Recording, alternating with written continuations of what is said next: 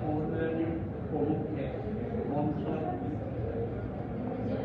থকা শিক্ষণ মঞ্চৰ বিষয়বস্তু আৰু হিষ্ট্ৰী বিভাগৰ সন্মানীয় ছাৰ, আমাৰ অতি মৰমৰ এই সাগৰীজাত মহাবিদ্যালয়ৰ শিক্ষিত মৰমৰ ছাত্ৰ ছাত্ৰীসকল, আজি এই পবিত্ৰ ক্ষণত পবিত্ৰ দিনটোত মই আপোনালোকৰ আগত শিক্ষক দিৱসৰ বিষয়ে বহু বেছি ক'বলৈ নাযাওঁ, সৰু গাত হাতি ভৰাবলৈ চেষ্টা কৰিম, যিহেতু শিক্ষক দিৱসৰ বিষয়ে আপোনালোকে জানে। ভাৰতবৰ্ষৰ পুণ্যভূমিত এজন মহান পুৰুষৰ জন্ম হৈছিল 1888 চনৰ 5 ছেপ্টেম্বৰত। তেখেতৰ নাম হৈছে ডক্টৰ সৰ্বপল্লী ৰাধাকৃষ্ণন দেৱ।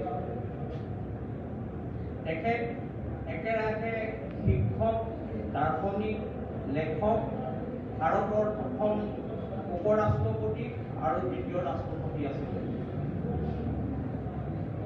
ভাৰতবৰ্ষৰ আটাইতকৈ যিটো সন্মানীয় এৱাৰ্ড ভাৰত ৰত্ন, জীৱিত অৱস্থাতে 1954 চনত তেখেতক গভৰ্ণমেণ্ট অফ ইণ্ডিয়াই প্ৰদান কৰিছিল। 1962 চনৰ কথা, শিক্ষক দিৱসনো কেতিয়াৰ পৰা আহিল? 1962 চনৰ কথা, প্ৰাক্তন ছাত্ৰ ছাত্ৰীসকলে তেখেতৰ ওচৰত গৈছিল, কৈছে 5 ছেপ্টেম্বৰ জন্মদিনটো আপোনাৰ আমি জন্মদিন হিচাপে পালন কৰোঁ, আমি যে বাৰ্থডে পালন কৰোঁ ঘৰে ঘৰে, বাৰ্থডে হিচাপে পালন কৰোঁ। তেখেতে কৈছে নহয়, বাৰ্থডে হিচাপে পালন কৰাতকৈ যদি শিক্ষক দিৱস হিচাপে পালন কৰা মই নিজকে গৌৰৱ অনুভৱ কৰিম।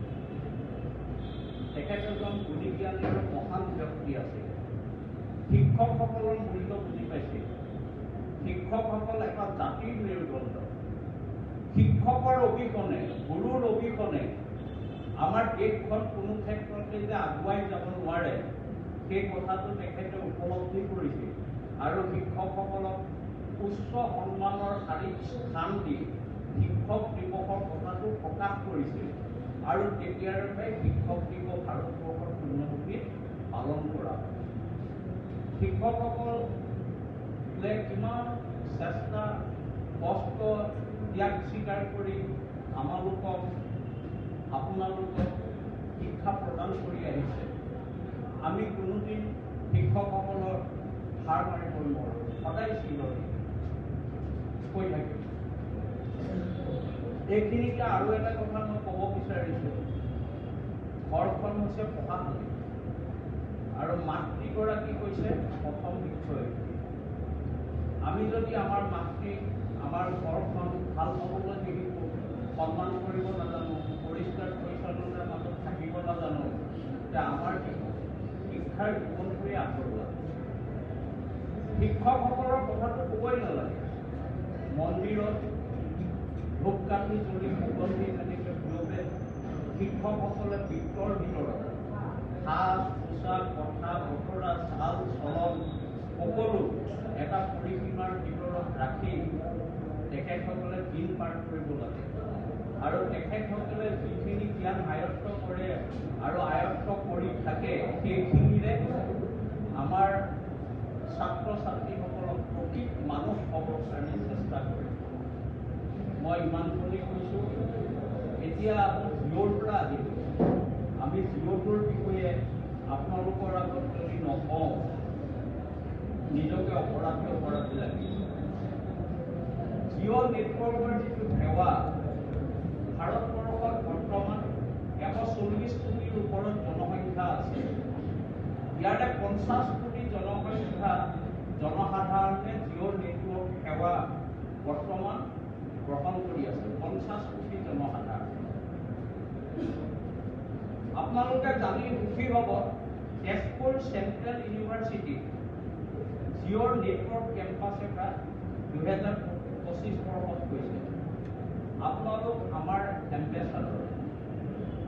ভাৰতবৰ্ষৰ অধিক সংখ্যক ছাত্ৰ ছাত্ৰীয়ে জিঅ' নেট সেৱা গ্ৰহণ কৰি শিক্ষাৰ ক্ষেত্ৰত অন্যান্য দিশত আগুৱাই যাব পাৰিছে।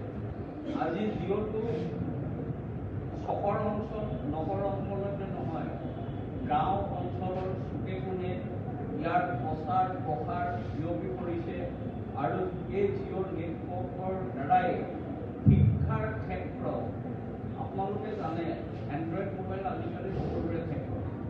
এণ্ড্ৰইড মোবাইলৰ দ্বাৰা সৎ ব্যৱহাৰ কৰিলে প্ৰতিটো বস্তুৰে এটা ভাল দিশ আৰু এটা বেয়া দিশ থাকে। মোবাইলটোৰ যদি ভাল দিশটো গ্ৰহণ কৰা হয় তেতিয়াহ'লে শিক্ষাৰ ক্ষেত্ৰত বহুতো আগুৱাই যাব পাৰি, সুযোগ সুবিধাখিনি হাতৰ মুঠিতে পোৱা যায়। আমাৰ আজি 5 ছেপ্টেম্বৰৰ দিনাখন ভাৰতবৰ্ষত জিঅ' লঞ্চ হৈছিলে। ৰিলায়েন্স জিঅ' 2016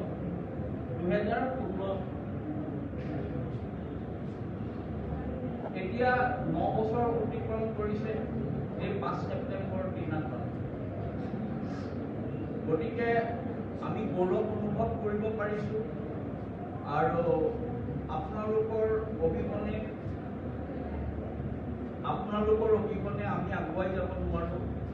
গতিকে আপোনালোকৰ প্ৰতি আমাৰ শুভেচ্ছা থাকিল। আৰু এটা কথা অতি গৌৰৱেৰে জনাব পাৰিছোঁ, আমাৰ এই জিঅ' ডিপাৰ্টমেণ্টত কলিং চেণ্টাৰ এটা আছে। যিসকল গৰীব ছাত্ৰী পঢ়া শুনাৰ ক্ষেত্ৰত অলপ আৰ্থিকভাৱে অসুবিধা হয়, তেখেতসকলক কলিং চেণ্টাৰত নিয়োগ কৰা হয় আৰু সেই পইচাটোৰে তেখেতসকলে শিক্ষাৰ ক্ষেত্ৰত আহৰণ কৰিব পাৰে, কিতাপ বহি অন্যান্য যিখিনি দৰকাৰ হয় ল'ব পাৰে। মই আজি 2 বছৰৰ আগতে 2 বছৰ নহ'লে ভুল হ'ব, 1.5 বছৰমানৰ আগতেই প্ৰিন্সিপাল ছাৰৰ লগত কথা পাতি এইখন মহাবিদ্যালয়ৰ কেইগৰাকীমান ছাত্ৰীক ইনডাইৰেক্ট এপইণ্টমেণ্টৰ ক্ষেত্ৰত সহায় কৰি দিছিলোঁ। আৰু আপোনালোক জানি সুখী হ'ব, এই জিঅ' বিভাগত নগাঁও ডিষ্ট্ৰিক্টৰ ডাইৰেক্ট আৰু ইনডাইৰেক্ট এপইণ্টমেণ্ট 300 হৈ আছে। ইয়াত চাকৰিৰ ক্ষেত্ৰত বহুতো সুবিধা আছে। বিটেক, এমটেক, ITI, কমাৰ্চ এইসকল ডিগ্ৰীধাৰী ছাত্ৰ ছাত্ৰী এপইণ্টমেণ্ট পায়। আপোনালোকৰ ভৱিষ্যত জীৱনটোৰ উন্নতি কামনা কৰি